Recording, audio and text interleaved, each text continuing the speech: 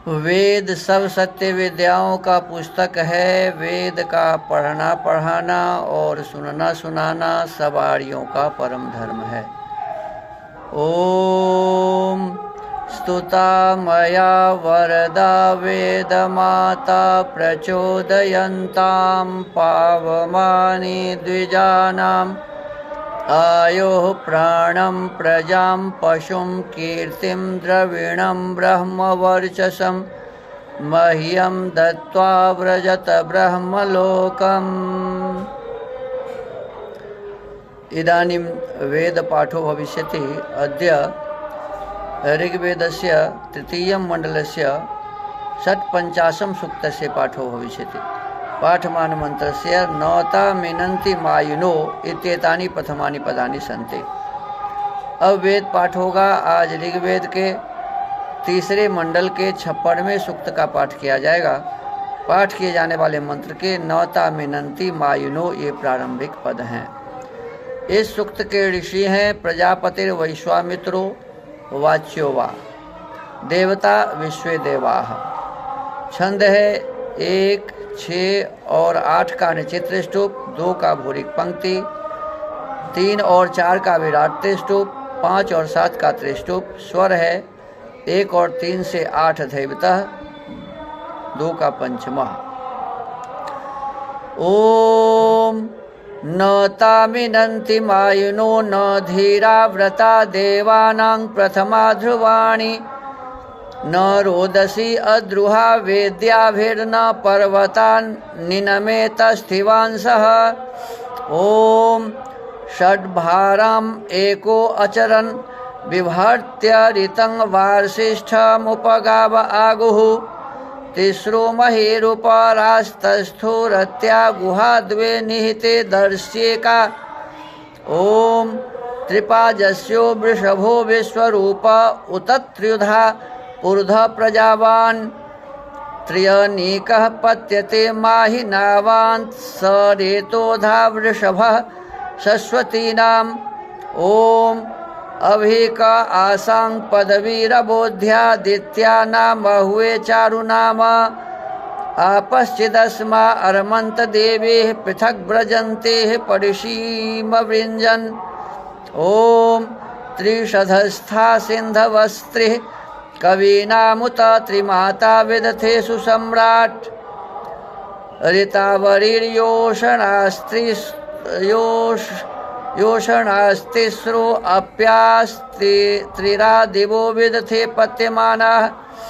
ओम त्रिरादिवः सवितर्वार्याणि दिवे दिव आशुवत्रिर्नो अह्नः त्रिधातोराय आशुवा वसूनि भगत्रातर धिषणे सातायेधाः। ओम त्रिरादिवः सविता शोष वीते राजानां मित्रा वरुणा सुपाणि आपश्चिदस्य रोदसी चिदुर्विरत्नं भिक्षन्त सवितो सवाय।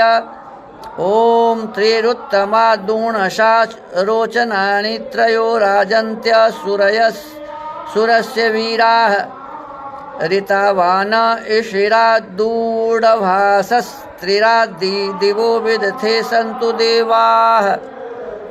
इति वेद पाठः। अथ वेद स्वाध्यायः। इदानीं वेद स्वाध्यायो भविष्यति। अद्य यजुर्वेदस्य 8मोऽध्यायस्य 34 मन्त्रस्य स्वाध्यायो भविष्यति। स्वाध्यायमान मन्त्रस्य युक्ष्वा हि केशिना हरि इत्येतानि प्रथमानि पदानि सन्ति। अब वेद स्वाध्याय होगा। आज यजुर्वेद के 8वें अध्याय के 34वें मंत्र का स्वाध्याय किया जाएगा। स्वाध्याय किए जाने वाले मंत्र के युक्ष्वा हि केशिना हरि ये प्रारंभिक पद हैं। इस मंत्र के ऋषि हैं युक्ष्वा हित्यस्य मधुछंदा ऋषि, गृहपतिर्देवता, विराडार्स्यनुष्टुप छंदः, गांधारः स्वरः, उपयामित्यस्य पूर्वच्छंदः स्वरश्च। अथ राजविषये प्रतिपादित प्रकारेण गृहस्थ धर्मम् आह। अब राज विषय में उक्त प्रकार से गृहाश्रम का धर्म अगले मंत्र में कहा है। पदार्थः। हे सोमपाः, ऐश्वर्य की रक्षा करने और इंद्र, शत्रुओं का विनाश करने वाले, तुम केशिना, जिनके अच्छे अच्छे बाल हैं, उन वृषणा, बैल के समान बलवान, कक्षप्रा, अभिष्ट देश तक पहुँचाने वाले, हरि, यान के चलाने हारे घोड़ों को, रथे, रथ में, युक्ष्व, जोड़ो, अथ, इसके अनंतर, न, हम लोगों की, गिराम, विनय पत्रों को, उपश्रुतिम, प्रार्थना को ही चित्त देकर, चर, जानो। आप उपयामगृहीतः, गृहाश्रम की सामग्री को ग्रहण किए हुए असी हैं।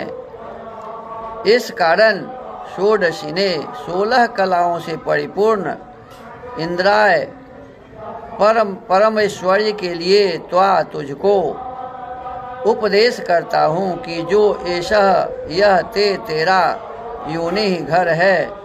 इस षोडशी ने 16 कलाओं से परिपूर्ण इंद्राय परमेश्वर्य देने वाले गृहाश्रम के लिए त्वा तुझे आज्ञा देता हूँ। भावार्थ, इस मंत्र में पिछले मंत्र से रथं यह पद अर्थ से आता है।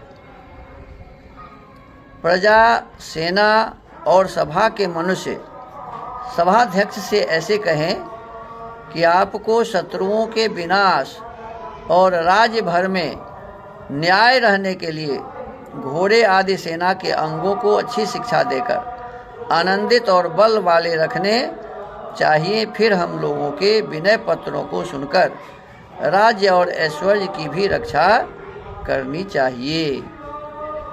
कि समाज के जितने भी लोग हैं, जितने भी देश की प्रजाएं हैं, इन सबका कर्तव्य है कि अपने राजा को, अर्थात देश के जो मुखिया हैं, राष्ट्रपति, प्रधानमंत्री, राज्य में मुख्यमंत्री, तो उनको सब प्रकार से सहयोग दें और उनसे कहें कि जिस प्रकार अपने देश की रक्षा के लिए हमारे पास सब प्रकार का सामर्थ्य हो, उस सामर्थ्य का जुगाड़ आप करिए। हमारे पास उत्तम सैनिक हो और सैनिक के पास उत्तम अस्त्र शस्त्र हो, उनके चलने के लिए विशेष वाहन की व्यवस्था हो। इन सब प्रकार की बातें जब होंगी तभी हम अपने देश को सबल बना सकेंगे। राजा भी काम कैसे करेंगे यदि प्रजाजन राजा का सहयोग न करे? तो इस प्रकार से यही विशेष बातें इसमें कहा है। और फिर राजा का भी कर्तव्य है कि राजा प्रजाओं से सब प्रकार के आश्वासन को पाकर, सब प्रकार के सहयोग को पाकर प्रजा का भी भलाई करे और सब प्रकार से प्रजाओं की रक्षा करे। प्रजाओं को अच्छी प्रकार की शिक्षा दें, उसे सब प्रकार से आनंदित करें, सब प्रकार की व्यवस्था उनके लिए करें। तो ये निवेदन भी राजा से करें और राजा इस प्रकार से अपने राज्य के ऐश्वर्य को बढ़ाने के लिए, प्रजाओं को प्रसन्न रखने के लिए, खुश रखने के लिए सब प्रकार से अपने तन मन धन से समर्पित होकर कार्य करें। तो आज के इस वेद स्वाध्याय को हम यहीं विराम देते हैं। ओम।